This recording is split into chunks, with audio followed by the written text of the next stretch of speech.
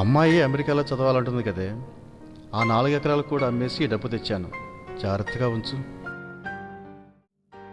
వాడి ఫ్రెండ్స్ కొంతమంది కారుల్లో కూడా వస్తారంటయ్యా. ఇంట్లో ఉండేదాన్ని. నాకెందుకు ఈ బంగారం?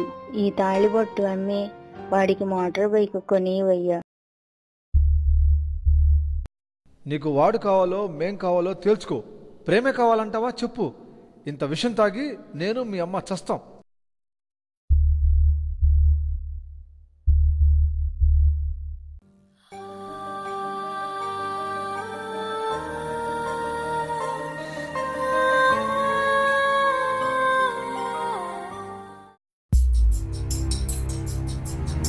మా పేరెంట్స్ చచ్చిపోతామంటున్నారు ప్రకాష్.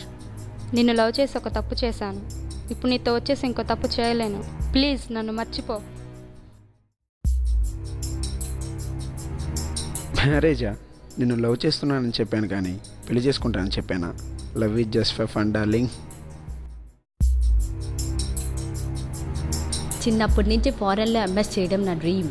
నీకు ఇష్టం లేదనో చేత కాదనో నా డ్రీమ్ నేను వదులుకోను. ఈ విషయం ముందే తెలిస్తే అసలు ఇన్నాళ్ళు నిన్ను లవ్ చేసి ఉండేదాన్ని కాదు. Good bye. చూడగానే చెప్పకూడదా?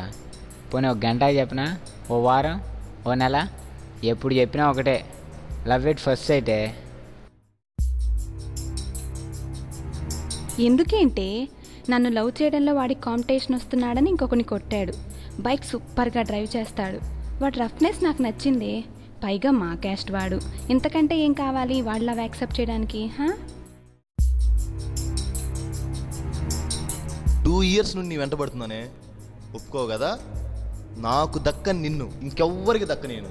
ఇదేంటో తెలుసా? యాసిడ్.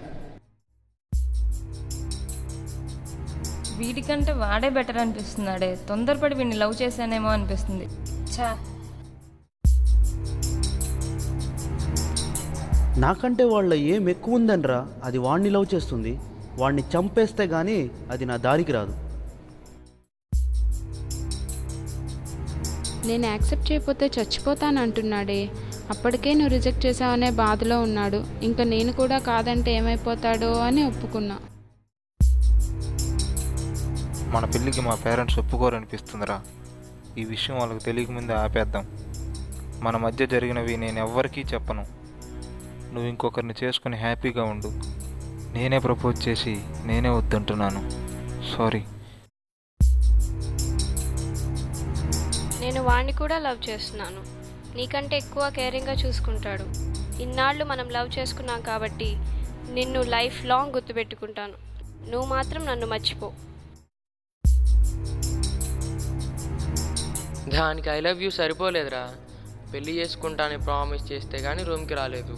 ఇదిగో మామ వీడియో, ఎంజాయ్.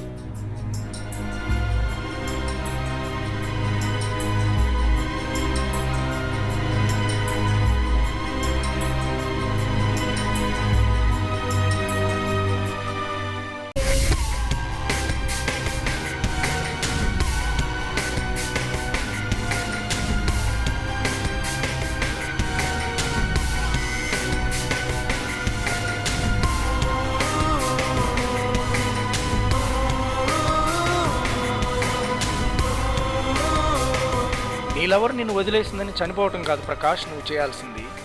నీకు కలిగిన బాధ మరొకరికి కలగకుండా చూడు.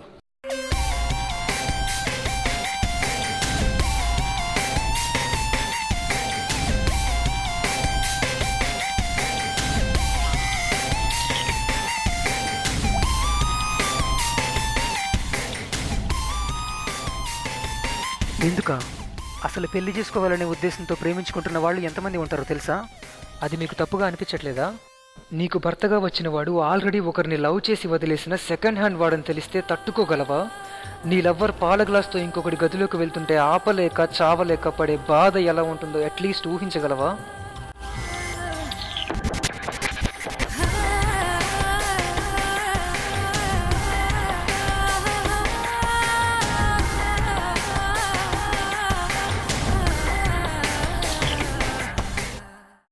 तुम्हारे गांव के एक लड़के से प्यार कर रही हो, यहाँ और एक लड़के के साथ बीच पे चले गई थी।